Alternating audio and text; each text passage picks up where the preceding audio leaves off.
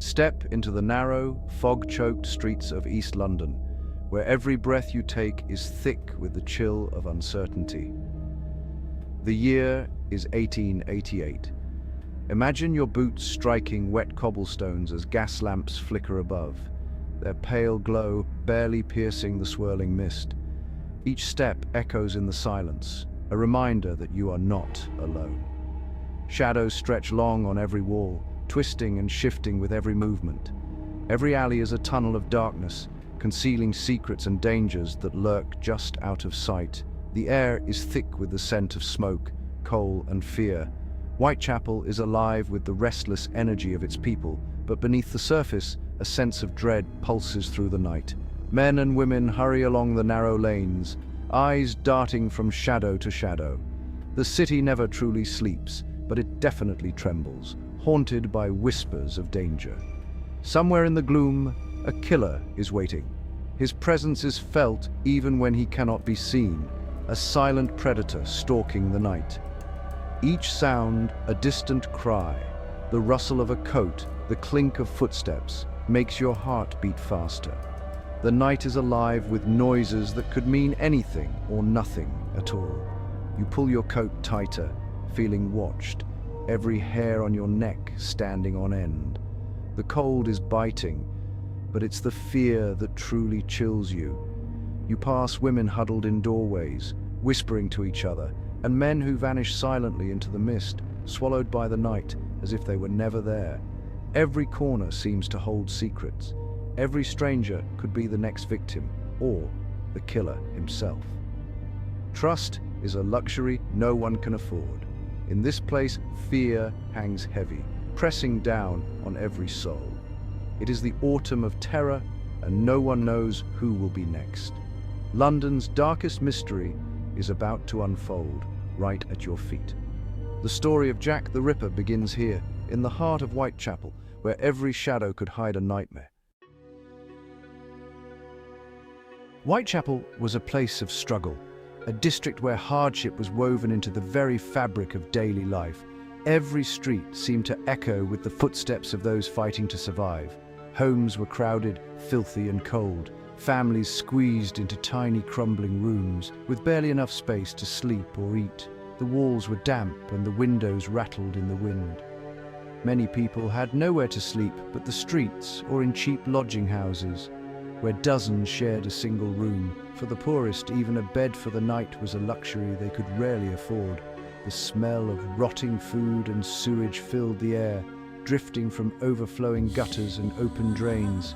Disease was a constant threat, lurking in every corner. Life was a daily fight for survival. Hunger gnawed at empty stomachs, and children learned to beg or steal before they could read. Jobs were scarce and wages were low. Men lined up outside workhouses, desperate for any kind of employment, no matter how grueling or poorly paid. Many women turned to the streets to earn a few coins, risking their safety each night. For some, there was simply no other way to feed their families. Alcohol offered escape, but also made life more dangerous. Taverns overflowed with desperate souls seeking relief, and violence was common after dark. Police patrolled, but many doubted if they could protect anyone. The law seemed distant, and trust in authority was thin. Fear was everywhere, even before the murders began.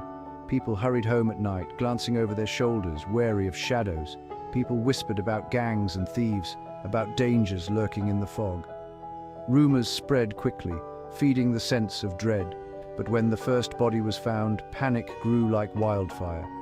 Newspapers spread the story, their headlines screaming of horror and mystery. Whitechapel became a symbol of everything dark and desperate in Victorian London, a place where hope seemed to vanish with the setting sun. The city's rich watched from afar, shocked and fascinated by the chaos. They saw Whitechapel as another world, one they feared but could not ignore. They locked their doors and read the headlines in horror, comforted by their wealth but haunted by the violence so close to home. The poor, meanwhile, had nowhere to hide. Danger was at their doorstep, and every night brought new uncertainty. For everyone, the terror was real and close at hand. In Whitechapel, fear was as common as hunger, and hope was in short supply. The killer's name is known, whispered through history, and immortalized in countless books and stories. But for decades, the women he murdered were little more than footnotes, their lives and struggles overlooked and forgotten by the world. Today, we remember them as the canonical five women whose tragic fates are forever linked by the brutality of their deaths. Each woman had her own story, her own dreams, and her own daily battle for survival in the harsh streets of East End London. Mary Ann Nichols was the first, found lifeless in Bucks Row, her life cut short in the darkness of the early morning. Annie Chapman followed soon after, her body discovered in a backyard, a grim reminder of the dangers lurking in the city's shadows. Elizabeth Stride's life ended on Berner Street, her hopes and hardships silenced in a single violent moment. Catherine Eddowes was murdered the very same night, her body left in Mitre Square, another victim claimed before dawn. The last, Mary Jane Kelly, was found brutally killed in her tiny rented room, her death the most savage of all. Each murder was more savage than the last, sending waves of fear and outrage through the city. The killer struck at night, moving silently through the fog, then vanished without a trace, leaving only terror behind. The victims were poor, often homeless, forced to sleep in doorways or on the cold, unforgiving streets. They had little power in life, and even less in death, many buried in unmarked graves, their stories nearly lost to time. But their deaths forced London to confront its own failures, exposing the city's deep poverty and neglect. These women became symbols of a society that had failed its most vulnerable. Their suffering and the violence done to them shocked even a city used to hardship, leaving a legacy that still haunts London's streets today. The nature of the killings raised chilling questions. Each body was mutilated with a sharp knife. Some organs were taken away.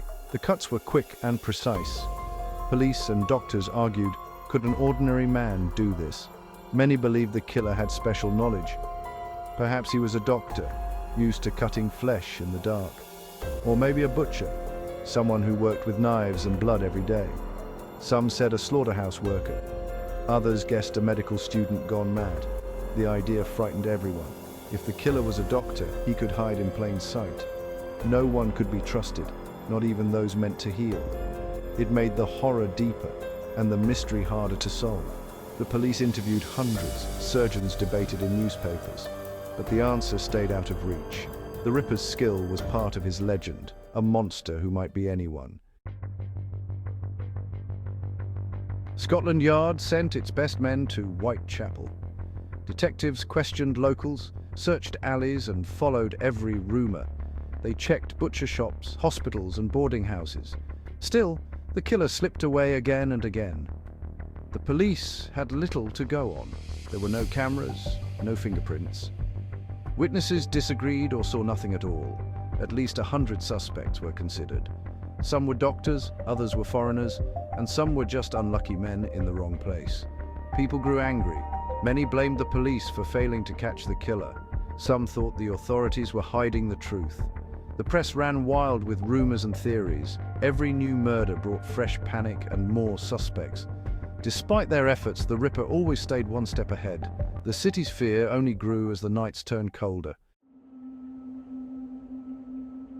Then the killer began to write, or so it seemed. Letters flooded the police, claiming to be from the murderer. Most were cruel jokes, but one stood out.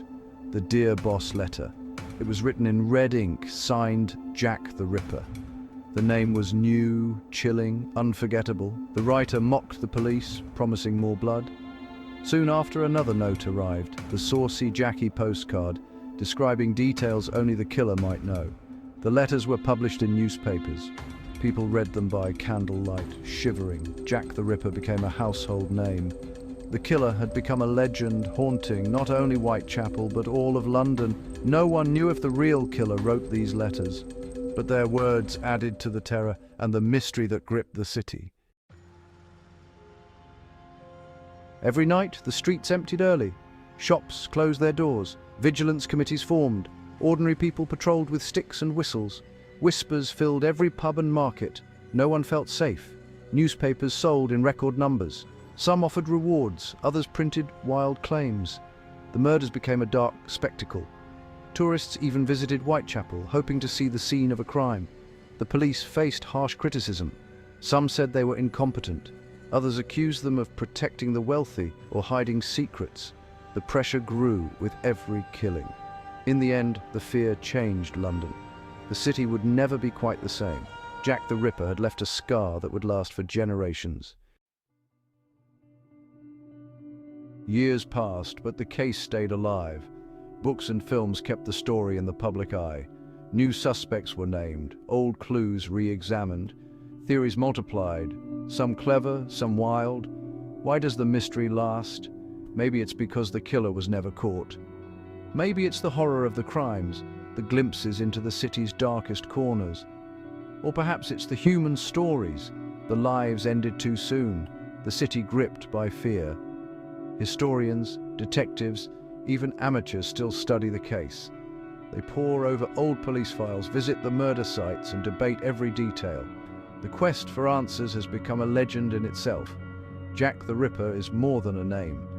He is a puzzle, one that London and the world cannot let go. So, who was Jack the Ripper? Was he a doctor, a butcher, a stranger, or someone known to the victims? Was he a madman, or cold and calculating? Could he have been caught with better tools, or did he simply vanish into history? Many questions remain. Was he one of the suspects, the police questioned? Did he leave clues we have missed? Why did he stop? Did he leave London, or did something happen to him? We may never know the answers, but the question still haunts the city. Every new theory brings more debate. The shadow of the Ripper lingers, a mystery without end. What do you believe? Who do you think Jack the Ripper was? The case is yours to solve, if you dare to walk those dark streets and look into the shadows yourself.